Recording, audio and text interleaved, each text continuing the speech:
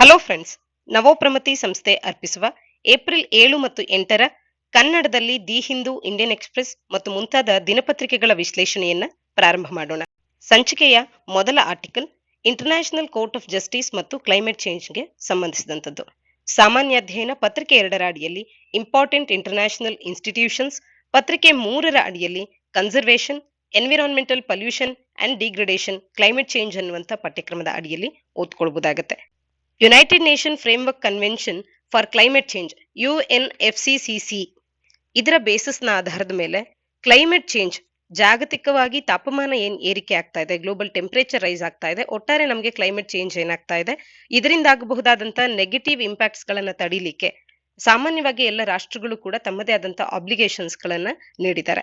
ಈ countries obligations ಗಳಿಗೆ ಸಂಬಂಧಿಸಿದಂತೆ ಒಪಿನಿಯನ್ ಅನ್ನ ನೀಡಬೇಕು ಅಂತ ಹೇಳಿ ICGಯ ಬಳಿ ಒಂದು ರೆಸಲ್ಯೂಷನ್ ಅನ್ನ ಪಾಸ್ ಮಾಡ್ತಾ ಯುನೈಟೆಡ್ ನೇಷನ್ ಜನರಲ್ ಅಸೆಂಬ್ಲಿ ಅನ್ನುವಂಥದ್ದು ರೆಸಲ್ಯೂಷನ್ ಅನ್ನ ಪಾಸ್ ಮಾಡಿರುವಂತಹ ಹಿನ್ನೆಲೆಯಲ್ಲಿ ಕ್ಲೈಮೇಟ್ ಚೇಂಜ್ ಮತ್ತು ICJ international court of justice ನ ಕುರಿತಂತೆ ಮಾಹಿತಿಯನ್ನ ತಿಳ್ಕೊಳ್ತಾ ಹೋಗೋಣ. ಈ ರೆಸಲ್ಯೂಷನ್ ಅನ್ನ one of the smallest countries in the world ಅಂತ ಗುರುತಿಸಿಕೊಳ್ಳುವಂತ ಪೆಸಿಫಿಕ್ ಐಲ್ಯಾಂಡ್ ಆಫ್ ವೆನ್ಯುವಾಟು ಅನ್ನುವಂಥದ್ದು ಈಗ ಪುಷ್ ಮಾಡಿರ್ತಕ್ಕಂಥದ್ದು. ಈ ಐಲ್ಯಾಂಡ್ ಕ್ಲೈಮೇಟ್ ಚೇಂಜಿನ ಇಂಪ್ಯಾಕ್ಟ್ ನಿಂದ ಸೈಕ್ಲೋನ್ ಪ್ಯಾಮ್ ನಿಂದಾಗಿ 2015ರಲ್ಲಿ ಡೆವಾಸ್ಟೇಟೆಡ್ ಎಫೆಕ್ಟ್ಸ್ ಗಳನ್ನ ಕಂಡಿದ್ದಂಥದನ್ನ ಕಾಣಬಹುದು. ಇಲ್ಲಿ ಕ್ಲೈಮೇಟ್ ಚೇಂಜ್ ನಿಂದಾಗಿ 95% ಆಫ್ ವೆನ್ಯುವಾಟೋದ ಈ ಒಂದು ಕ್ರಾಪ್ಸ್ ಏನಿತ್ತು ಅದು ವೈಪ್ಔಟ್ ಆಗಿತ್ತು. ಇದರಿಂದಾಗಿ ಅಲ್ಲಿನ 2/3 ಆಫ್ ದಿ ಪಾಪ್ಯುಲೇಷನ್ಗೆ ಸಮಸ್ಯೆ ಆಗಿದ್ದಂಥದನ್ನ ಕಾಣಬಹುದು. ಹಾಗಾಗಿ one of the smallest countries in the world ಆಗಿರ್ತಕ್ಕಂಥ ಪೆಸಿಫಿಕ್ ಐಲ್ಯಾಂಡ್ ಆಫ್ ವೆನ್ಯುವಾಟು ಅನ್ನುವಂಥದ್ದು ಒಂದು ರೆಸಲ್ಯೂಷನ್ ಅನ್ನ ಪುಷ್ ಮಾಡಿದೆ UNGA ಅಲ್ಲಿ. ಹಾಗಾದ್ರೆ ಈ ರೆಸಲ್ಯೂಷನ್ ಏನನ್ನ ಅರಿಸ್ತಾ ಇದೆ ಅಂತ ನೋಡೋದಾದ್ರೆ, UNGA ಅನ್ನುವಂಥದ್ದು ಇಂಟರ್ನ್ಯಾಷನಲ್ ಕೋರ್ಟ್ ಆಫ್ ಜಸ್ಟಿಸ್ ಅನ್ನ ಕೇಳ್ತಾ ಇದೆ 2 ಪ್ರಶ್ನೆಗಳಿಗೆ ಆನ್ಸರ್ ಮಾಡೋದಕ್ಕೆ.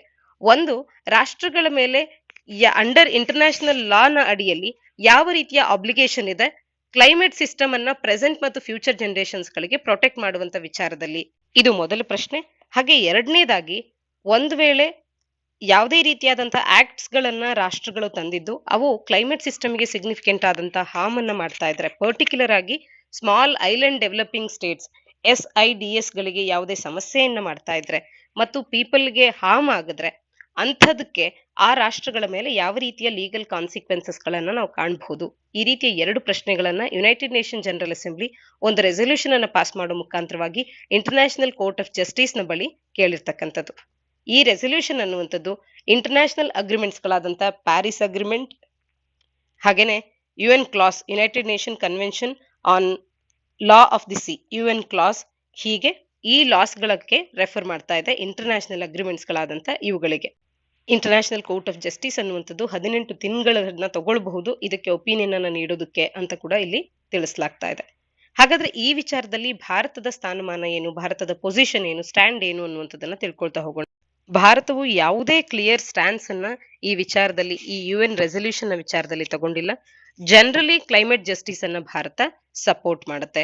ಹಾಗೇನೆ ಗ್ಲೋಬಲ್ ವಾರ್ಮಿಂಗ್ ಗೆ ಅಕೌಂಟಬಲ್ ಅನ್ನಿಸುವಂತ ಕ್ಲೈಮೇಟ್ ಜಸ್ಟಿಸ್ ಅನ್ನ ಭಾರತ, ಅದಕ್ಕೆ ಅಕೌಂಟಬಿಲಿಟಿಯನ್ನ ಭಾರತ ತಗೊಳುತ್ತೆ. ಅಂದ್ರೆ ಅದರ ವಿರುದ್ಧವಾಗಿ ಕಾರ್ಯ ಮಾಡುತ್ತೆ. ಗ್ಲೋಬಲ್ ವಾರ್ಮಿಂಗ್ ಆಗದೆ ಇರುವಂತೆ ನೋಡ್ಕೊಳ್ಳೋದಕ್ಕೆ ತಾನು ಕೂಡ ಜವಾಬ್ದಾರಿಯುತವಾದಾಗಿ ಅಕೌಂಟಬಿಲಿಟಿಯನ್ನ ಭಾರತ ಹೊಂದಿದೆ. ಹಾಗೆ ಇಂಡಿಯನ್ ಗವರ್ಮೆಂಟ್ ಅನ್ನುವಂಥದ್ದು ಈ ರೆಸಲ್ಯೂಷನ್ ಅನ್ನ ಲೀಗಲ್ ಅಥಾರಿಟೀಸ್ ಗಳಿಗೆ ರೆಫರ್ ಮಾಡ್ತಾ ಇದೆ. ಇದರ ಇಂಪ್ಲಿಕೇಶನ್ಸ್ ಗಳೇನು ಮತ್ತು ಅಂತಾರಾಷ್ಟ್ರೀಯ ಮಟ್ಟದಲ್ಲಿ ಏನು ರಾಮಿಫಿಕೇಶನ್ಸ್ ಆಗಬೇಕು ಅನ್ನುವಂಥದ್ರ ವಿಚಾರಕ್ಕೆ ಅಸೆಸ್ ಮಾಡ್ಲಿಕ್ಕೆ ಅಂತ ಹೇಳಿ ಲೀಗಲ್ ಅಥಾರಿಟೀಸ್ ಗಳಿಗೆ ರೆಫರ್ ಮಾಡ್ತಾ ಇದೆ. ಹಾಗೇನೆ ಭಾರತವು ತನ್ನ ನ್ಯಾಷನಲಿ ಡಿಟರ್ಮೈನ್ಡ್ ಕಾಂಟ್ರಿಬ್ಯೂಷನ್ಸ್ ಗಳನ್ನ ಅಪ್ಡೇಟ್ ಕೂಡ ಮಾಡಿದೆ. ಹಾಗೆ ಕಮಿಟ್ಮೆಂಟ್ಸ್ ಅನ್ನ ತೋರಿಸ್ತಾ ಇದೆ ಕ್ಲೈಮೇಟ್ ಚೇಂಜಿನ ನೆಗೆಟಿವ್ ಇಂಪ್ಯಾಕ್ಟ್ಸ್ ಗಳನ್ನ ಮಿಟಿಗೇಟ್ ಮಾಡೋದಕ್ಕೆ. ಹಾಗೇನೆ 2030ರ ವೇಳೆಗೆ ಭಾರತದ ಎಲೆಕ್ಟ್ರಿಸಿಟಿ ನೀಡ್ಸ್ ಗಳ 50% ರಿನ್ಯೂವಬಲ್ ಸೋರ್ಸಸ್ ಗಳಿಂದಲೇ ಬರುವಂತೆ ಮಾಡುವಂತ ರೆಸಲ್ಯೂಷನ್ ಅನ್ನ ಕೂಡ ಭಾರತ ಹೊಂದಿದೆ. ಭಾರತವು US, ಚೈನಾ ಈ ರೀತಿಯಾದಂತ ಮೇಜರ್ ಆದಂತ ಪವರ್ಸ್ ಗಳನ್ನ ಕ್ಲೋಸ್ ಆಗಿ ವಾಚ್ ಮಾಡ್ತಾ ಇದೆ. ಅವರು ಎಷ್ಟರ ಮಟ್ಟಿಗೆ ಕ್ರೂಷಿಯಲ್ ಆಗಿ ಇಂಥ ಒಂದು ಕ್ಲೈಮೇಟ್ ಚೇಂಜ್ ಅನ್ನ ಮಿಟಿಗೇಟ್ ಮಾಡೋದಕ್ಕೆ ಅಂತ ಹೇಳಿ ಸಪೋರ್ಟ್ ಅನ್ನ ಮಾಡ್ತಾ ಇದ್ದಾರೆ ಅಂತ ಹೇಳಿ. ಹಾಗೇನೆ ಇಂಡಿಯಾ ಎಂಫಸೈಸ್ ಮಾಡಿದೆ ICG ಪ್ರೋಸೆಸ್ ಅನ್ನುವಂಥದ್ದು ಮಾತ್ರವೇ ಕ್ಲೈಮೇಟ್ ಚೇಂಜ್ ಇಶ್ಯೂಸ್ ಗಳನ್ನ ಬ್ರಾಡ್ ಆಗಿ ಅಡ್ರೆಸ್ ಮಾಡೋದಕ್ಕೆ ಸಾಧ್ಯ. ಯಾವುದೇ ಒಂದು ರಾಷ್ಟ್ರ, ಯಾವುದೇ ಒಂದು ಪ್ರೊಫೈಲ್ ಅನ್ನುವಂಥದ್ದು ಈ ರೀತಿಯ ಒಂದು ಕ್ಲೈಮೇಟ್ ಚೇಂಜ್ ನಂತ ಒಂದು ಗ್ಲೋಬಲ್ ಇಂಪ್ಯಾಕ್ಟ್ ಅನ್ನ ಇದು ಮಿಟಿಗೇಟ್ ಮಾಡೋದಕ್ಕೆ ಸಾಧ್ಯ ಇಲ್ಲ. ಹಾಗಾದ್ರೆ advisory opinion of international court of justice ಅನ್ನುವಂಥದ್ದು ಬೈಂಡಿಂಗ್ ಆಗಿರುತ್ತಾ ಅಂತ ನೋಡೋದಾದ್ರೆ, ಅಡ್ವೈಸರಿ ಒಪಿನಿಯನ್ ಆಫ್ ICJ ಅನ್ನುವಂಥದ್ದು ಲೀಗಲಿ ಬೈಂಡಿಂಗ್ ಆಗಿರೋಲ್ಲ as a judgment. But legal weight ಮತ್ತು ಮಾರಲ್ ಅಥಾರಿಟಿಯನ್ನ ಇದು ಹೊಂದಿರುತ್ತೆ. ಒಂದು ಇಂಪಾರ್ಟೆಂಟ್ ಕ್ಲಾಸಿಫಿಕೇಶನ್ ಅನ್ನ ಇಂಟರ್ನ್ಯಾಷನಲ್ ಎನ್ವಿರಾನ್ಮೆಂಟಲ್ ಲಾಸ್ ಗಳ ವಿಚಾರದಲ್ಲಿ ಇದು ನೀಡಬಹುದು ಮತ್ತು ಕ್ಲೈಮೇಟ್ ಫಿನಾನ್ಸ್, ಕ್ಲೈಮೇಟ್ ಜಸ್ಟಿಸ್ ಮತ್ತು ಲಾಸ್ ಮತ್ತು ಡ್ಯಾಮೇಜಸ್ ಫಂಡ್ ನ ಕುರಿತಂತೆ ಇಲ್ಲಿ ಸ್ಟ್ರೀಮ್ ಲೈನ್ ಅನ್ನು ಕೂಡ ಇದು ಮಾಡಬಹುದು. ಪೋಸ್ಟ್ ಅಡ್ವೈಸರಿ ಒಪಿನಿಯನ್ಸ್ ಐಸಿಜೆ ನೀಡೋ ನಂತರದಲ್ಲಿ ಪ್ಯಾಲೆಸ್ಟೀನಿಯನ್ ಇಶ್ಯೂ ಆಗಿರಬಹುದು, ಡಿಸ್ಪ್ಯೂಟ್ ಬಿಟ್ವೀನ್ ಯುಕೆ ಅಂಡ್ ಮರಿಷಿಯಸ್ ಆಗಿರಬಹುದು, ಚಾಗೋಸ್ ಐಲ್ಯಾಂಡ್ ನ ವಿಚಾರದಲ್ಲಿ ಇವೆಲ್ಲವೂ ಕೂಡ ರೆಸ್ಪೆಕ್ಟ್ ಆಗಿರ್ತಕ್ಕಂಥದನ್ನ ಕಾಣಬಹುದಾಗುತ್ತೆ. ಅಂದ್ರೆ ಬೆಟರ್ ಆಗಿ ಈ ಒಪಿನಿಯನ್ಸ್ ಗಳು ಆ ಇಶ್ಯೂಸ್ ಗಳನ್ನ ಅಡ್ರೆಸ್ ಮಾಡುವಲ್ಲಿ ಕಾರ್ಯ ಮಾಡ್ತಾ ಹೋಗುತ್ತೆ ಐಸಿಜೆ ಒಂದು ಒಪಿನಿಯನ್ ಅನ್ನ ನೀಡುವಂತ ಸಂದರ್ಭದಲ್ಲಿ. ಆರ್ಟಿಕಲ್ ನ ಹಿನ್ನೆಲೆಯಲ್ಲಿ United nation framework convention for climate change ಅನ್ನುವಂಥದ್ದು ಯಾವ ವರ್ಷದಲ್ಲಿ ಸಹಿ ಹಾಕಲಾಯಿತು ಅನ್ನುವಂಥದ್ದನ್ನ ನೀವು ತಪ್ಪದೆ ಕಮೆಂಟ್ ಸೆಕ್ಷನ್ ಅಲ್ಲಿ ಕಮೆಂಟ್ ಮಾಡಿ ತಿಳಿಸಿ. ಇದನ್ನ ಅರ್ತ್ ಸಮ್ಮಿತ್ ಅಂತ ಕೂಡ ಕರೆಯಲಾಗುತ್ತೆ. 2018ರ ಒಂದು ಪ್ರಿಲಿಮ್ಸ್ ಪ್ರಶ್ನೆಯನ್ನ ಇಲ್ಲಿ ನೀಡಲಾಗಿದೆ. Momentum for change climate neutral now ಅನ್ನುವಂತ ಇನಿಷಿಯೇಟಿವ್ ಅನ್ನ ಯಾರು ಲಾಂಚ್ ಮಾಡಿದ್ರು ಅಂತ ಹೇಳಿ ಇದಕ್ಕೆ ಸರಿ ಉತ್ತರವನ್ನ ಕೂಡ ನೀವು ಕಮೆಂಟ್ ಸೆಕ್ಷನ್ ಅಲ್ಲಿ ಕಮೆಂಟ್ ಮಾಡಿ ತಿಳಿಸಿ. ಸರಿ ಉತ್ತರವನ್ನ ನೀಡುವಂತವರ ಹೆಸರುಗಳನ್ನ ಮುಂದಿನ ನಮ್ಮ ವಿಡಿಯೋಸ್ ಗಳಲ್ಲಿ ಅನೌನ್ಸ್ ಮಾಡ್ತೇವೆ. ಮುಂದಿನ article stand up India scheme ನ ಕುರಿತಂತೆ ಸಾಮಾನ್ಯ ಅಧ್ಯಯನ ಪತ್ರಿಕೆ 3ರ ಅಡಿಯಲ್ಲಿ ಎಂಪ್ಲಾಯ್ಮೆಂಟ್, ಸೆಂಟ್ರಲ್ ಸೆಕ್ಟರ್ ಸ್ಕೀಮ್ಸ್ ಹಾಗೆ ಪ್ರಿಲಿಮ್ಸ್ ಪಾಯಿಂಟ್ ಆಫ್ ವ್ಯೂ ನಲ್ಲಿ ಇದನ್ನು ನಾವು ಓದ್ಕೊಳ್ಬಹುದಾಗುತ್ತೆ. ಇತ್ತೀಚೆಗೆ ಭಾರತದ ಪ್ರಧಾನಮಂತ್ರಿಯವರು ಸ್ಟ್ಯಾಂಡ್ ಅಪ್ ಇಂಡಿಯಾ ಯೋಜನೆ ಅಥವಾ ಸ್ಟ್ಯಾಂಡ್ ಅಪ್ ಇಂಡಿಯಾ ಇನಿಷಿಯೇಟಿವ್ ಅನ್ನುವಂಥದ್ದು ಯಾವ ರೀತಿಯಾಗಿ ಭಾರತದಲ್ಲಿ ಪರಿಶಿಷ್ಟ ಜಾತಿ, ಪರಿಶಿಷ್ಟ ಪಂಗಡದ ಕಮ್ಯುನಿಟಿಯ ಯುವಕರನ್ನ ಎಂಪವರ್ ಮಾಡೋದಕ್ಕೆ ಮತ್ತು ಮಹಿಳಾ ಸಬಲೀಕರಣವನ್ನ ಎನ್ಶ್ಯೂರ್ ಮಾಡೋದಕ್ಕೆ ತನ್ನದೇ ಆದಂತ ಪಾತ್ರವನ್ನ ವಹಿಸಿದೆ ಅನ್ನುವಂಥದ್ದನ್ನ ಅಕ್ನಾಲೆಡ್ಜ್ ಮಾಡಿದ್ದಾರೆ ಪ್ರಧಾನಮಂತ್ರಿಯವರು. ಇದರ ಹಿನ್ನೆಲೆಯಲ್ಲಿ ಸ್ಟ್ಯಾಂಡ್ ಅಪ್ ಇಂಡಿಯಾ ಯೋಜನೆಯ ಬಗ್ಗೆ ಒಂದಷ್ಟು ಮಾಹಿತಿಯನ್ನ ತಿಳ್ಕೊಳ್ತಾ ಹೋಗೋಣ. Key details of the scheme ಅನ್ನು ನೋಡೋದಾದ್ರೆ ಏಪ್ರಿಲ್ 2016ರಲ್ಲಿ ಈ ಒಂದು ಯೋಜನೆಯನ್ನ ಪ್ರಾರಂಭ ಮಾಡಲಾಯಿತು. ಯಾವ ಮಿನಿಸ್ಟ್ರಿ ಅಂದ್ರೆ ಮಿನಿಸ್ಟ್ರಿ ಆಫ್ ಫಿನಾನ್ಸ್ ಅನ್ನುವಂಥದ್ದು ಗೊತ್ತಿರಲಿ. ಫಿನಾನ್ಸ್ ಮಿನಿಸ್ಟ್ರಿ ಈ ಯೋಜನೆಯನ್ನ ಏಪ್ರಿಲ್ 2016ರ 5ರಂದು ಇದನ್ನ ಪ್ರಾರಂಭ ಮಾಡಿದೆ. ಯಾತಕ್ಕೆ ಅಂತ ಅಂದ್ರೆ ಗ್ರಾಸ್ ರೂಟ್ ಲೆವೆಲ್ ನಲ್ಲಿ ಆಂಟ್ರಪ್ರಿನರ್ಶಿಪ್ ಅನ್ನ ಪ್ರಮೋಟ್ ಮಾಡುವಂಥದ್ದು, ಈ ಮೂಲಕ ಎಕನಾಮಿಕ್ ಎಂಪವರ್ಮೆಂಟ್ ಅನ್ನ ಅಚೀವ್ ಮಾಡುವಂಥದ್ದು, ಜಾಬ್ ಕ್ರಿಯೇಷನ್ ಅನ್ನ ಅಚೀವ್ ಮಾಡುವಂಥದ್ದು ಮುಖ್ಯ ಉದ್ದೇಶ ಆಗಿತ್ತು. ಈ ಯೋಜನೆಯು 2025ರ ಸಾಲಿನವರೆಗೂ ಕೂಡ ಎಕ್ಸ್ಟೆಂಡ್ ಆಗಿರ್ತಕ್ಕಂಥದನ್ನ ಕಾಣಬಹುದು. ಮುಖ್ಯ ಉದ್ದೇಶ ಆಂಟ್ರಪ್ರಿನರ್ಶಿಪ್ ಅನ್ನ ಪ್ರಮೋಟ್ ಮಾಡುವಂಥದ್ದು, ವುಮೆನ್ ಮತ್ತು SC/ST ಕ್ಯಾಟಗರಿಯಲ್ಲಿ ಹೆಚ್ಚಿನದಾಗಿ ಈ ರೀತಿಯ ಪ್ರಮೋಷನ್ ಅನ್ನ ಕಾಣಬಹುದು. ಹಾಗೇನೆ ಗ್ರೀನ್ ಫೀಲ್ಡ್ ಎಂಟರ್ಪ್ರೈಸಸ್ ಅಂತ ಗುರುತಿಸಿಕೊಳ್ಳುವಂತವಕ್ಕೆ ಲೋನ್ಸ್ ಗಳನ್ನ ಡಿಸ್ಬರ್ಸ್ ಮಾಡುವಂಥದ್ದು, ಮ್ಯಾನುಫ್ಯಾಕ್ಚರಿಂಗ್, ಸರ್ವಿಸಸ್ ಮತ್ತು ಟ್ರೇಡಿಂಗ್ ಸೆಕ್ಟರ್ ನಲ್ಲಿ ಹಾಗೇನೆ ಅಗ್ರಿಕಲ್ಚರಿನ ಅಲೈಡ್ ಆಕ್ಟಿವಿಟೀಸ್ ಗಳಲ್ಲಿ ಗ್ರೀನ್ ಫೀಲ್ಡ್ ಎಂಟರ್ಪ್ರೈಸಸ್ ಅಂತ ಗುರುತಿಸಿಕೊಳ್ಳುವಂತವಕ್ಕೆ ಲೋನ್ಸ್ ಅನ್ನ ಪ್ರೊವೈಡ್ ಮಾಡುವಂಥದ್ದು. ಹಾಗೇನೆ ಬ್ಯಾಂಕ್ ಲೋನ್ಸ್ ಅನ್ನ ಎಷ್ಟರ ಮಟ್ಟಿಗೆ ನೀಡಲಾಗಿದೆ ಅಂದ್ರೆ 10 ಲಕ್ಷದಿಂದ 100 ಲಕ್ಷ ಅಂದ್ರೆ 1 ಕೋಟಿಯವರೆಗೆ ಅಟ್ಲೀಸ್ಟ್ 1 SC/ST ಬಾರೋಯರ್ ಮತ್ತು at least 1 women borrower per bank branch of SCB scheduled commercial banks ಗಳಲ್ಲಿ ಇರಲೇಬೇಕು ಅನ್ನುವಂಥದ್ದನ್ನ ಕೂಡ ಇಲ್ಲಿ ಆ ರೀತಿಯ ಲೋನ್ಸ್ ಗಳನ್ನ ನೀಡಲಾಗಿದೆ.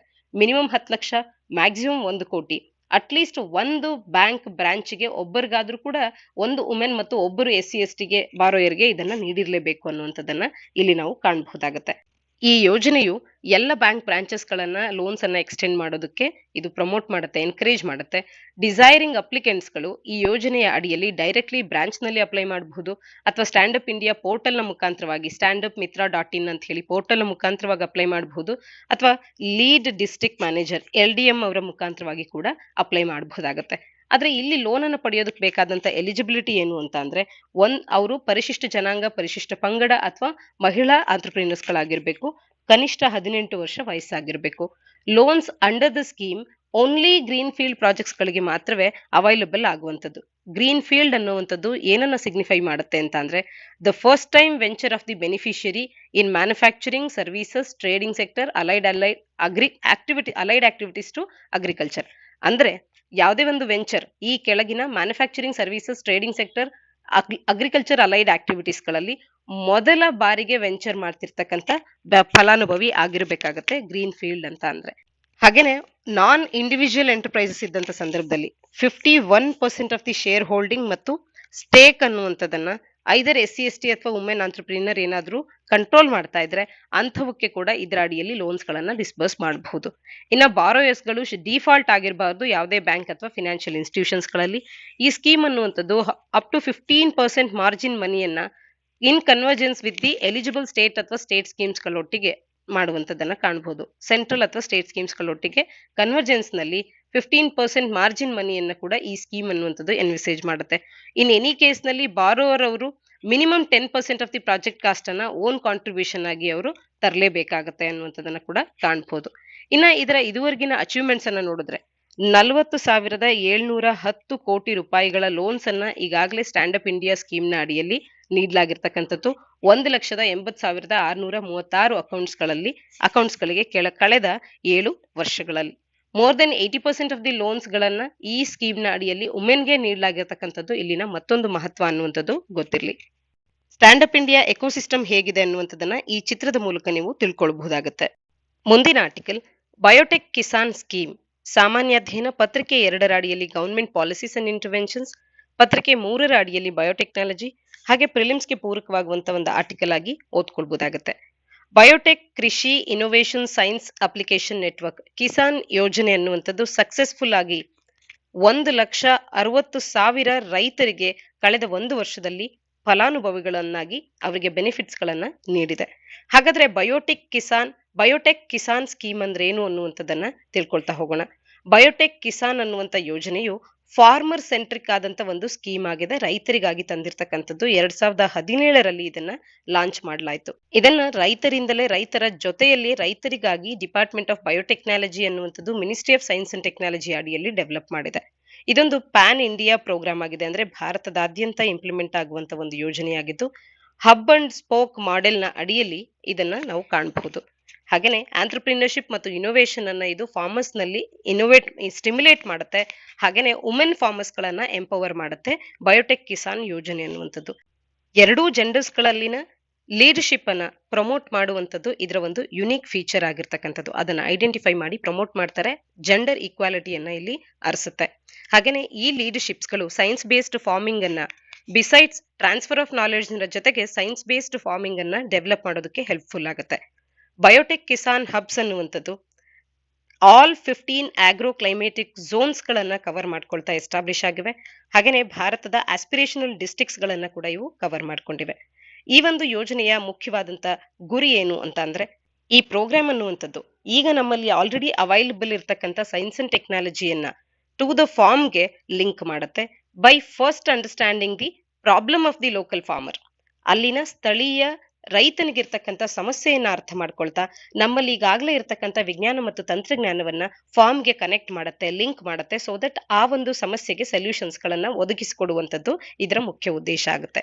ಬಯೋಟೆಕ್ ಕಿಸಾನ್ ಹಬ್ಸ್ ಗಳು ಟೆಕ್ನಾಲಜಿ ಏನು ಅಗ್ರಿಕಲ್ಚರ್ ಮತ್ತು ಬಯೋ ರಿಸೋರ್ಸ್ ರಿಲೇಟೆಡ್ ಜಾಬ್ಸ್ ಗಳನ್ನ ಡೆವಲಪ್ ಮಾಡ್ಲಿಕ್ಕೆ ಜನರೇಟ್ ಮಾಡ್ಲಿಕ್ಕೆ ಬೇಕಾಗಿತ್ತೋ ಅಂತ ಟೆಕ್ನಾಲಜಿಯನ್ನ ಇದು ನೀಡ್ತಾ ಹೋಗುತ್ತೆ.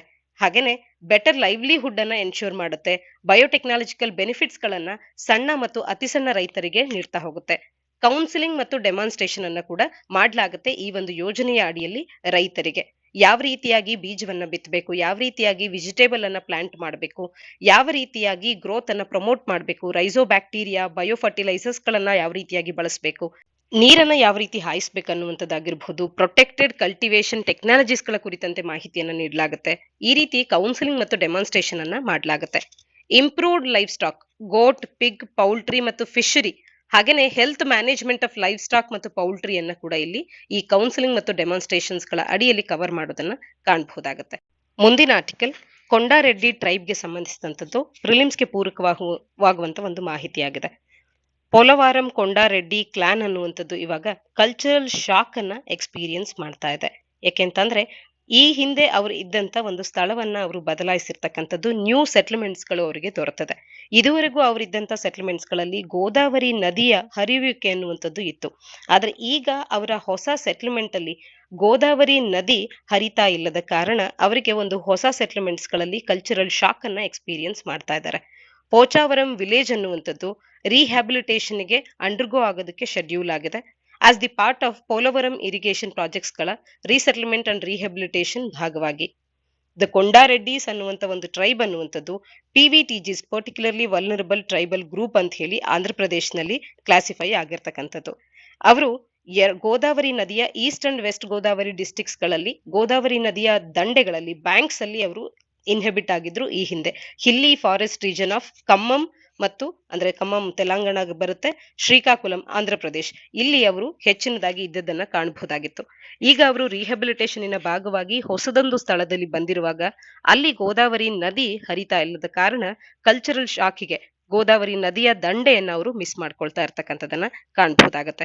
ಅವರು ಇಂಟೀರಿಯರ್ ಫಾರೆಸ್ಟ್ ಏರಿಯಾಸ್ಗಳಲ್ಲಿ largely cut off from the main stream ಅವರು ಇದ್ದಂಥದ್ದು. ಟ್ರೆಡಿಷನಲಿ ಅವರು ಶಿಫ್ಟಿಂಗ್ ಕಲ್ಟಿವೇಟರ್ಸ್ ಗಳಾಗಿದ್ರು. ಶಿಫ್ಟಿಂಗ್ ಕಲ್ಟಿವೇಶನ್ ಅನ್ನ ಜೂಮ್ ಕಲ್ಟಿವೇಶನ್ ಅಂತ ಕೂಡ ಕರಿತೇವೆ. ಇತ್ತೀಚೆಗೆ ಸಮ್ ಆಫ್ ದೆಮ್ ಅವರು ಈಗ ಸೆಟಲ್ಡ್ ಅಗ್ರಿಕಲ್ಚರ್ ಅನ್ನ ಮತ್ತು ಹಾರ್ಟಿಕಲ್ಚರ್ ಅನ್ನ ಅಡಾಪ್ಟ್ ಮಾಡ್ಕೊಂಡಿರೋದನ್ನ ಕಾಣಬಹುದು. ನಾನ್ ಟಿಂಬರ್ ಫಾರೆಸ್ಟ್ ಪ್ರಾಡಕ್ಟ್ಸ್ ಗಳನ್ನ ಕಲೆಕ್ಟ್ ಮಾಡುವಂತದ್ದು ಮತ್ತು ಬ್ಯಾಸ್ಕೆಟ್ ಮೇಕಿಂಗ್ ಅನ್ನ ಅವರ ಒಂದು ಜೀವನೋಪಾಯಕ್ಕೆ ಸಪ್ಲಿಮೆಂಟ್ ಆಗಿ ಕೂಡ ಅವರು ಬಳಸ್ಕೊಳ್ತಾ ಇದ್ರು. ಈಗ ಅವರು ನ್ಯೂ ಸೆಟಲ್ಮೆಂಟ್ಸ್ ಗಳಿಗೆ ಮೂವ್ ಆಗಿದ್ದು ಗೋದಾವರಿ ನದಿಯ ಒಂದು ಇರುವಿಕೆ ಅಲ್ಲಿ ಇಲ್ಲ ಅನ್ನುವಂತ ಕಾರಣಕ್ಕೆ ಕಲ್ಚರಲ್ ಶಾಕಿಗೆ ಒಳಗಾಗ್ತಾ ಇರ್ತಕ್ಕಂಥದನ್ನ ಆರ್ಟಿಕಲ್ ತಿಳಿಸುತ್ತೆ. ಯಾವುದೇ ಒಂದು ಟ್ರೈಬ್ ನ ಬಗ್ಗೆ ನಾವು ಸ್ಪೆಸಿಫಿಕ್ ಆಗಿ ಮಾತನಾಡಿದಾಗ ಆ ಟ್ರೈಬ್ ನ ಮುಖ್ಯ ಕಸುಬೇನು, ಆ ಟ್ರೈಬ್ ಯಾವ ರೀತಿಯಾಗಿ ಆಚರಣೆಗಳನ್ನ ಮಾಡ್ತಾ ಹೋಗುತ್ತೆ, ಯಾವ ರೀತಿಯಾಗಿ ಅವರ ದೈವದ ನಂಬಿಕೆ ಇದೆ, ದೇವರನ್ನ ನಂಬ್ತಾರ, ನೇಚರನ್ನ ವರ್ಷಿಪ್ ಮಾಡ್ತಾರ, ಮತ್ತು ಆ ಪಂಗಡದವರು ಎಲ್ಲಿ ಹೆಚ್ಚು ವಾಸವಿರ್ತಾರೆ, ಎಲ್ಲಿ ಹೆಚ್ಚು ಕಾಣ ಸಿಗ್ತಾರೆ, ಇದೆಲ್ಲವೂ ಕೂಡ ಗೊತ್ತಿರಬೇಕಾಗುತ್ತೆ ಪ್ರಿಲಿಮ್ಸ್ ಪರ್ಸ್ಪೆಕ್ಟಿವ್ ನಲ್ಲಿ. ಡೈರೆಕ್ಟ್ ಆಗಿ ನಿಮಗೆ ಬೇರೆ ಒಂದ್ 3-4 ಸುದ್ದಿಯಲ್ಲಿ ಇರ್ತಕ್ಕಂಥ ಟ್ರೈಬ್ಸ್ ಗಳನ್ನ ನೀಡಿ, ಇಲ್ಲಿ ಸ್ಟೇಟ್ಸ್ ಗಳನ್ನ ನೀಡಿ, ಅವರು ಯಾವ ಸ್ಟೇಟ್ಸ್ ಗೆ ಬಿಲಾಂಗಿಂಗ್ ಆಗಿರೋದು ಅಂತ ಹೇಳಿ ಮ್ಯಾಚ್ ಮಾಡಿ ಅಂತ ಮ್ಯಾಚ್ ದ ಫಾಲೋಯಿಂಗ್ ರೂಪದಲ್ಲಿ ಕೂಡ ನೀಡಬಹುದಾಗಿರುತ್ತೆ. ಹಾಗಾಗಿ ನಮ್ಗೆ ಕೊಂಡಾರೆಡ್ಡಿ ಟ್ರೈಬ್ ಅಂದಾಕ್ಷಣ ಆಂಧ್ರ ಪ್ರದೇಶ್ ಮತ್ತು ತೆಲಂಗಾಣಕ್ಕೆ ಸಂಬಂಧಿಸಿದ್ದು ಅನ್ನುವಂಥದ್ದು ಗೊತ್ತಾಗ್ಲಿ. ಮುಂದಿನ article India Japan defence policy dialogue ಅನ್ನುವಂಥದ್ದು.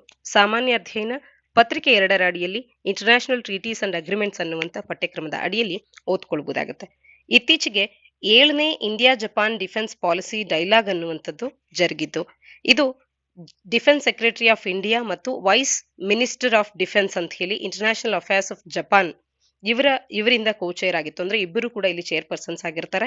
ಎಲ್ಲಿ ಜರುಗ್ತು ಅಂದಾಗ ನವದೆಹಲಿಯಲ್ಲಿ ಜರುಗಿದೆ ಅನ್ನುವಂಥದ್ದು ಕೂಡ ಗೊತ್ತಿರಬೇಕು. 7ನೇ ಆವೃತ್ತಿ ನವದೆಹಲಿಯಲ್ಲಿ ಜರುಗಿದೆ India Japan defence policy dialogue.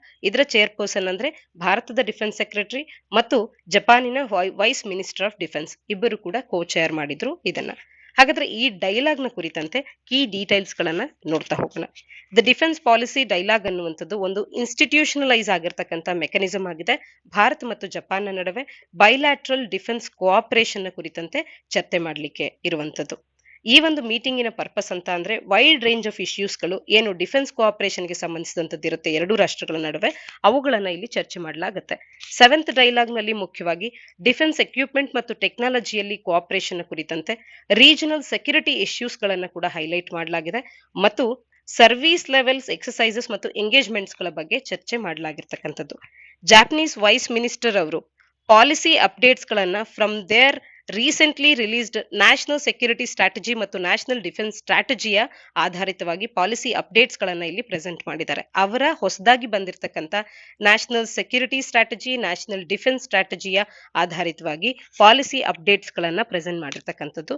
ಎರಡು ರಾಷ್ಟ್ರಗಳ ನಡುವಿನ ಗ್ರೋಯಿಂಗ್ ಕೋಆಪರೇಷನ್ ಅನ್ನ ಅಪ್ರಿಶಿಯೇಟ್ ಮಾಡ್ತಿವೆ. Services through staff talks and exercises ಗಳನ್ನ ಅಪ್ರಿಶಿಯೇಟ್ ಮಾಡ್ತಾ ಇರ್ತಕ್ಕಂಥದ್ದು. ಹಾಗೇನೆ ಇನಾಗಿರಲ್ ಫೈಟರ್ ಎಕ್ಸಸೈಸ್ ಆದಂತ ವೀರ್ ಗಾರ್ಡಿಯನ್ ಅನ್ನ ಇಂಡಿಯನ್ ಏರ್ ಫೋರ್ಸ್ ಮತ್ತು Japanese air self defence force ಅನ್ನುವಂಥದ್ದು ಜಾನ್ವರಿ 2023ರಲ್ಲಿ ಜಪಾನ್ ನಲ್ಲಿ ನಾವು ಕಾಣಬಹುದಾಗಿತ್ತು, ಕಂಡಕ್ಟ್ ಮಾಡಿದನ್ನ ಕಾಣಬಹುದು. That was a inaugural fighter exercise. ಅಂದ್ರೆ ವೀರ್ ಗಾರ್ಡಿಯನ್ ಅನ್ನುವಂತ ಫೈಟರ್ ಎಕ್ಸಸೈಸ್ ಅನ್ನುವಂಥದ್ದು ಭಾರತ ಮತ್ತು ಜಪಾನಿನ ಏರ್ ಫೋರ್ಸ್ ನ ನಡುವೆ ಈಗ ನಡೀತಾ ಇದೆ. ಆದ್ರೆ ಇದೇ ಮೊದಲ ಬಾರಿಗೆ ಅದು ಜರುಗಿದೆ.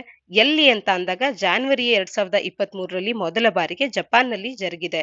ಇದರ ಹೆಸರು ವೀರ್ ಗಾರ್ಡಿಯನ್ ಅನ್ನ ನೇರವಾಗಿ ಪ್ರಶ್ನೆಯಾಗಿ ಕೇಳಬಹುದು. Inaugural fighter exercise of Veer guardian ಎಲ್ಲಿ ಜರುಗ್ತು ಅನ್ನುವಂಥದ್ದಾಗಿರ್ಬಹುದು, ಅದು ಜಪಾನ್ ನಲ್ಲಿ, ಅಥವಾ ವೀರ್ ಗಾರ್ಡಿಯನ್ ಅನ್ನುವಂಥದ್ದು ಯಾವ ರಾಷ್ಟ್ರಗಳ ನಡುವೆ ಜರುಗುತ್ತೆ ಅನ್ನುವಂಥದ್ದಾಗಿರ್ಬಹುದು, ಇದು ಎಷ್ಟನೇ ಆವೃತ್ತಿ ಅನ್ನುವಂಥದ್ದಾಗಿರ್ಬಹುದು. ಈ ರೀತಿಯ ಪ್ರಶ್ನೆಗಳನ್ನ ಕೇಳಬಹುದಾಗಿರುತ್ತೆ. ದ ಡಿಫೆನ್ಸ್ ಸೆಕ್ರೆಟರಿ ಅನ್ನುವಂಥದ್ದು ಎಂಫಸೈಸ್ ಮಾಡಿದೆ ಎರಡು ರಾಷ್ಟ್ರಗಳು ಕೂಡ ಡಿಫೆನ್ಸ್ ಟೆಕ್ನಾಲಜೀಸ್ ಗಳಲ್ಲಿ, ಡಿಫೆನ್ಸ್ ಇಂಡಸ್ಟ್ರೀಸ್ ಗಳಲ್ಲಿ ಇನ್ವೆಸ್ಟ್ಮೆಂಟ್ ಅನ್ನ ಮಾಡೋದಕ್ಕೆ ಕೂಡ ಒಂದಕ್ಕೊಂದು ಇನ್ವೈಟ್ ಮಾಡಿವೆ. ಅದರಲ್ಲಿ ಮುಖ್ಯವಾಗಿ ಜಾಪನೀಸ್ ಡಿಫೆನ್ಸ್ ಇಂಡಸ್ಟ್ರೀಸ್ ಗಳನ್ನ ಭಾರತ ಇನ್ವೈಟ್ ಮಾಡಿದೆ ಮೇಕ್ ಇನ್ ಇಂಡಿಯಾ ಇನಿಷಿಯೇಟಿವ್ ನಲ್ಲಿ ಇನ್ವೆಸ್ಟ್ಮೆಂಟ್ ಅನ್ನ ಮಾಡ್ಲಿಕ್ಕೆ ಅಂತ ಹೇಳಿ. ಎರಡು ರಾಷ್ಟ್ರಗಳು ಕೂಡ ನ್ಯೂ ಅಂಡ್ ಎಮರ್ಜಿಂಗ್ ಡೊಮೈನ್ಸ್ ಗಳಾದಂತ defence space and cyber space ಗಳಲ್ಲಿ ತಾವು ಡೈವರ್ಸಿಫೈ ಮಾಡಿಕೊಂಡು ಕೋಆಪರೇಷನ್ ಅನ್ನ ಈ ಕ್ಷೇತ್ರಗಳಲ್ಲಿ ಮಾಡೋದಕ್ಕೆ ಕೂಡ ಒಪ್ಪಿಗೆಯನ್ನ ನೀಡಿವೆ. ಹಾಗಾದ್ರೆ ಆರ್ಟಿಕಲ್ ನ ಹಿನ್ನೆಲೆಯಲ್ಲಿ ಭಾರತ ಮತ್ತು ಜಪಾನಿನ ನಡುವಿನ ಸಂಬಂಧಗಳನ್ನ ನೋಡೋದಾದ್ರೆ ಡಿಫೆನ್ಸ್ ಕೋಆಪರೇಷನ್ ಅಂತ ಬಂದಾಗ Japan is one of the very few countries ಯಾವ ರಾಷ್ಟ್ರಗಳೊಟ್ಟಿಗೆ ಭಾರತ 2+2 ಡೈಲಾಗ್ಸ್ ಅನ್ನ ಹೊಂದಿದೆ ಅಂದ್ರೆ ಅದರಲ್ಲಿ ಜಪಾನ್ ಕೂಡ ಒಂದಾಗತ್ತೆ. ಇಂಡಿಯಾ ಜಪಾನ್ಸ್ ಡಿಫೆನ್ಸ್ ಫೋರ್ಸಸ್ ಅನ್ನುವಂಥದ್ದು ಬೈಲಾಟ್ರಲ್ ಎಕ್ಸಸೈಸಸ್ ಗಳನ್ನ ಸೀರೀಸ್ ಆಫ್ ಬೈಲಾಟ್ರಲ್ ಎಕ್ಸಸೈಸಸ್ ಗಳನ್ನ ಆರ್ಗನೈಸ್ ಮಾಡುತ್ತೆ. ಮುಖ್ಯವಾಗಿ ನೇವಲ್ ಎಕ್ಸಸೈಸ್ ಆಗಿ ಜಿಮೆಕ್ಸ್ ಅನ್ನ ಕಾಣ್ತೇವೆ. ಮಲಬಾರ್ ಎಕ್ಸಸೈಸ್ ಕೂಡ ನೇವಲ್ ಎಕ್ಸಸೈಸ್ ಆಗಿದೆ. ಇತ್ತೀಚೆಗೆ ವೀರ್ ಗಾರ್ಡಿಯನ್ ಅನ್ನ ಪ್ರಾರಂಭ ಮಾಡಿದ್ದಾರೆ. ಆರ್ಮಿಗೆ ಧರ್ಮ ಗಾರ್ಡಿಯನ್ ಅನ್ನುವಂಥದ್ದನ್ನ ಕೂಡ ಮಾಡಲಾಗಿದೆ. ಮತ್ತು ಶಿನ್ಯು ಮೈತ್ರಿ ಅಂತ ಹೇಳಿ ಏರ್ ಫೋರ್ಸ್ಗೆ, ವೀರ್ ಗಾರ್ಡಿಯನ್ ಕೂಡ ಏರ್ ಫೋರ್ಸ್ಗೆ ಸಂಬಂಧಪಟ್ಟಂತದ್ದು. ಇನ್ನ ಕಾಮನ್ ಗ್ರೂಪಿಂಗ್ಸ್ ಯಾವ್ದೆಲ್ಲ ಇದೆ ಅಂತ ಅಂದ್ರೆ ಕ್ವಾಡ್ ನಲ್ಲಿ 2 ಕೂಡ ಸದಸ್ಯ ರಾಷ್ಟ್ರಗಳಾಗಿದೆ. ಕ್ವಾಡ್ ನಲ್ಲಿ ಇರ್ತಕ್ಕಂಥ 2 ಸದಸ್ಯ ರಾಷ್ಟ್ರಗಳು ಯಾವುದು ಅನ್ನುವಂಥದ್ದನ್ನ ತಪ್ಪದೆ ನೀವು ಕಮೆಂಟ್ ಸೆಕ್ಷನ್ ಅಲ್ಲಿ ಕಮೆಂಟ್ ಮಾಡಿ ತಿಳಿಸಿ. ಹಾಗೆ G20, G4, international thermonuclear experimental reactor ITER ಇವೆಲ್ಲಕ್ಕೂ ಕೂಡ ಭಾರತ ಮತ್ತು ಜಪಾನ್ 2 ಕೂಡ ಭಾಗ ಆಗಿರ್ತಕ್ಕಂಥದ್ದು. India Japan act east forum ಅನ್ನುವಂಥದ್ದು ಕೂಡ 2017ರಲ್ಲಿ ಪ್ರಾರಂಭ ಆಗಿದ್ದು. ಇದರ ಮುಖ್ಯ ಉದ್ದೇಶ ಅಂದ್ರೆ 2 ರಾಷ್ಟ್ರಗಳು ಕೊಲಾಬ್ರೇಷನ್ ಆಗಿ ಇದನ್ನ ಒಂದು ಪ್ಲಾಟ್ಫಾರ್ಮ್ ಆಗಿ ಬಳಸ್ಕೊಳ್ತಾರೆ. ಕೊಲಾಬರೇಟಿವ್ ವರ್ಕ್ ಅನ್ನ under the rubric of India's act east ಪಾಲಿಸಿಯ ಅಡಿಯಲ್ಲಿ ಮಾಡೋದಕ್ಕೆ ಮತ್ತು ಜಪಾನಿನ free and open Indo Pacific ಸ್ಟ್ರಾಟಜಿಯ ನಡುವೆ ಈ 2 ಇನಿಷಿಯೇಟಿವ್ಸ್ ಗಳ ನಡುವೆ 2 ರಾಷ್ಟ್ರಗಳು ಕೊಲಾಬರೇಟಿವ್ ವರ್ಕ್ ಅನ್ನು ಮಾಡೋದಕ್ಕೆ ಇದನ್ನ ಒಂದು ಪ್ಲಾಟ್ಫಾರ್ಮ್ ಆಗಿ ಬಳಸ್ತಾರೆ, India Japan act east forum ಅನ್ನ. ಹಾಗೇನೆ ಇನ್ವೆಸ್ಟ್ಮೆಂಟ್ ಅನ್ನ ಅಫಿಷಿಯಲ್ ಡೆವಲಪ್ಮೆಂಟ್ ಅಸಿಸ್ಟೆನ್ಸ್ ಲೋನ್ ನ ರೂಪದಲ್ಲಿ for the past decades Japanese official development loans ನ ರೂಪದಲ್ಲಿ ಭಾರತಕ್ಕೆ ಲಾರ್ಜೆಸ್ಟ್ ಆಗಿ ಇನ್ವೆಸ್ಟ್ಮೆಂಟ್ಸ್ ಗಳನ್ನ ನೀಡಿರ್ತಕ್ಕಂಥದನ್ನ ಕಾಣಬಹುದು. India has been the largest recipient of the Japanese official development assistance loan from the past decades. Delhi metro one of the such example ಆಗುತ್ತೆ. Japanese cooperation ಅನ್ನ utilisation of ODA ನ ಮುಖಾಂತರವಾಗಿ ಜಪಾನ್ ಭಾರತಕ್ಕೆ ಡೆಲ್ಲಿ ಮೆಟ್ರೋಗೆ ನೀಡಿರ್ತಕ್ಕಂಥದ್ದು. ಹಾಗೆ economic relations ಕೂಡ better ಆದಂತ relations ಗಳನ್ನ ಹೊಂದಿದ್ದೇವೆ. ಜಪಾನ್ ಅನ್ನುವಂಥದ್ದು 12th ಲಾರ್ಜೆಸ್ಟ್ ಟ್ರೇಡಿಂಗ್ ಪಾರ್ಟ್ನರ್ ಆಗಿತ್ತು ಭಾರತಕ್ಕೆ 2020ರಲ್ಲಿ. ಇಂಡಿಯಾ ಜಪಾನ್ ಡಿಜಿಟಲ್ ಪಾರ್ಟ್ನರ್ಶಿಪ್ ಕೂಡ ಬೆಟರ್ ಆಗಿರ್ತಕ್ಕಂಥದ್ದು. ಇಂಡಿಯಾ ಜಪಾನ್ ಡಿಜಿಟಲ್ ಪಾರ್ಟ್ನರ್ಶಿಪ್ ಅನ್ನುವಂಥದ್ದು ಡಿಜಿಟಲ್ ಎಕಾನಮಿಯನ್ನ ಎನ್ಹಾನ್ಸ್ ಮಾಡುವಂತ ದೃಷ್ಟಿಕೋನದಲ್ಲಿ promotion of joint projects in the area of IoT, internet of things, artificial intelligence ಮತ್ತು ಎಮರ್ಜಿಂಗ್ ಟೆಕ್ನಾಲಜೀಸ್ ಗಳಲ್ಲಿ joint projects ಗಳನ್ನ ಪ್ರಮೋಟ್ ಮಾಡೋದ್ರ ಕಡೆ 2 ಕೂಡ ಒಟ್ಟಿಗೆ ಕಾರ್ಯ ಮಾಡ್ತಾ ಇವೆ. ಸ್ಟ್ರಾಟಜಿಕ್ ಕ್ಲೀನ್ ಎನರ್ಜಿ ಪಾರ್ಟ್ನರ್ಶಿಪ್ ಅನ್ನು ಕೂಡ ಹೊಂದಿರತಕ್ಕಂಥದ್ದು. Along with the digital partnership 14ನೇ ಇಂಡಿಯಾ ಜಪಾನ್ ಆನ್ಯುಯಲ್ ಸಮ್ಮಿಟ್ ಅನ್ನು ಕೂಡ ಅನೌನ್ಸ್ ಮಾಡಿದೆ 2 ರಾಷ್ಟ್ರಗಳು ಕೂಡ. ಇದಿಷ್ಟು ಭಾರತ ಮತ್ತು ಜಪಾನ್ ನಡುವಿನ ಸಂಬಂಧಗಳಾಗಿವೆ.